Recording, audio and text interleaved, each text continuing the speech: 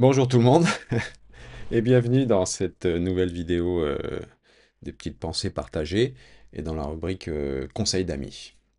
Alors aujourd'hui, notre conseil c'est perdre son ego pour découvrir qui on est. Alors dans toutes les histoires, hein, les contes, etc., le héros fait toujours face à un défi optimal, hein, qui le pousse un peu jusqu'aux limites de ce qu'il peut faire et qui l'amène finalement à la transformation, une grande transformation. Eh bien, pour nous c'est pareil. Mais pour ça, il faut être suffisamment humble et sage pour savoir qu'on devra peut-être viser très très bas d'abord. Commencer par des petites choses, surtout dans des domaines où on fonctionne pas très bien, où on sent que ça se fasse pas toujours comme on voudrait ou que c'est pas toujours optimal. Alors ça peut être gênant parce que ce qu'on voit alors de nous là, à ce moment-là, ça nous plaît pas beaucoup. Parce que euh, on se dit ah ben je suis pas à la hauteur, mais c'est parce que on a une image de nous qui est déformée par rapport à la réalité des faits ou de ce qu'on fait. Mais c'est pas grave, il faut viser quelque chose de correct et être sincère envers soi-même en fait.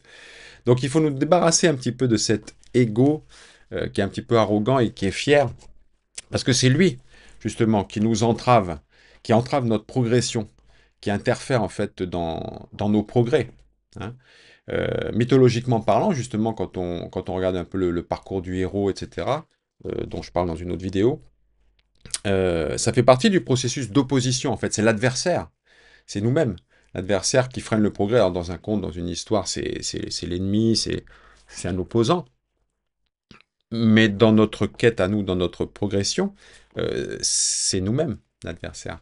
Donc, mythologiquement parlant, ça fait partie de ce processus d'opposition qui freine le progrès, qu'il soit moral ou physique. Donc on est trop fier de qui on pense être pour pouvoir remarquer, voir vraiment qui on est réellement. On est un petit peu aveuglé en fait, hein.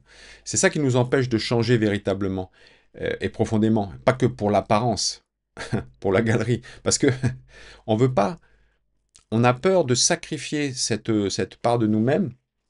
C'est sûrement associé à une sorte d'illusion un petit peu qui nous aide à maintenir une image de soi positive. Euh, une image positive mais fragile.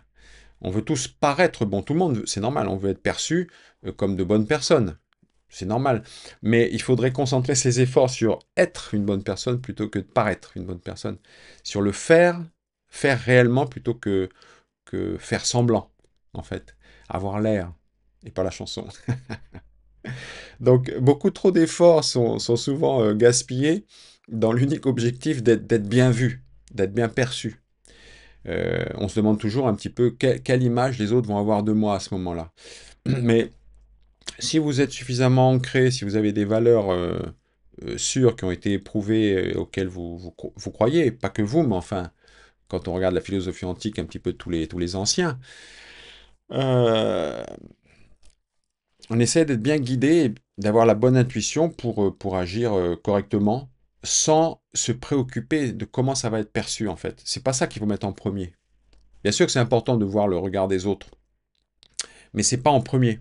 C'est pas ce qui doit être, c'est pas ce qui doit être au premier plan. Le premier plan, c'est d'agir correctement, de plaire, on pourrait dire de plaire à Dieu, de plaire à quelque chose de plus haut, de plaire avant de plaire aux humains. Après, plaire aux humains, c'est bien, mais c'est pas le but principal, parce que les motivations sont pas forcément les bonnes. La bonne motivation, c'est en s'observant, et en prêtant une attention sincère et véritable qu'on apprend à se connaître et à connaître les autres aussi. Mais il faut commencer par se connaître nous-mêmes, hein, connais-toi toi-même, c'était inscrit sur le fronton à Delphes, hein. Donc, il faut mieux commencer par soi-même avant de s'occuper des autres, parce que trop souvent on regarde comment ça se passe chez les autres et on voit pas ce qui se passe chez nous. Vous savez, on dit on voit la paille dans l'œil du voisin, mais pas la poutre dans le nôtre. D'ailleurs, c'est pour ça que, enfin, c'est un équilibre à trouver parce que on peut apprendre à se connaître, travailler au maximum, mais on a besoin quand même du regard des autres. Il ne faut pas en être dépendant, mais on en a besoin dans le sens où eux, forcément, ils ont une autre vision de nous. Ils voient d'autres choses que nous, on est incapable de voir. Donc c'est toujours bien de prendre l'avis des autres, d'entendre. Mais il ne faut pas être spécialement affecté, ni rechercher l'approbation ou la vision favorable que les autres ont de nous. Ça, c'est pas un problème. L'important, c'est nous de suivre notre voie, d'essayer d'être des bonnes personnes sans vouloir être des bonnes personnes. Enfin, pas paraître, il faut juste être bon, un petit peu comme je disais dans la vidéo sur Blanche-Neige, qu'elle n'est pas consciente de sa beauté. C'est pour ça qu'elle est la plus belle. Je vous invite à voir cette vidéo sur la beauté de Blanche-Neige, c'est assez intéressant. Je me suis inspiré de Jonathan Pajot, dont je parle des fois dans d'autres vidéos, qui est vraiment un type super, canadien. Et bref, voilà. Donc, il faut pas juste c'est pas juste penser, c'est pas de l'imagination, ce dont on parle, c'est une vraie action. C'est un chemin qu'on suit, c'est le début. Et ensuite, bah, on essaie de rester dans la bonne voie. On accepte les défis qui se présentent à nous avec joie et enthousiasme. Pour voir jusqu'où on peut aller pour reprendre cette histoire de parcours du héros, qui se transforme. Il se transforme avec des antagonismes. Et parfois, ça vient de nous-mêmes. Et si ça vient des autres, il ne faut pas être plus affecté que ça, mais utiliser ça pour, like a stepping stone, comme une pierre qui va nous permettre d'accéder plus haut, hein, une marche en fait. Donc, pour voir jusqu'où on peut aller, au-delà d'hier, d'aujourd'hui et de demain, vers l'infini et au-delà. C'est une super aventure. C'est une super aventure, la vie et la connaissance de soi et des autres, en portant une attention bienveillante et sincère envers les autres. Comme ça, on a vraiment, ensemble, on avance, on progresse. Voilà, donc je vous souhaite une bien belle journée ou soirée, suivant quand vous écoutez ça. À bientôt.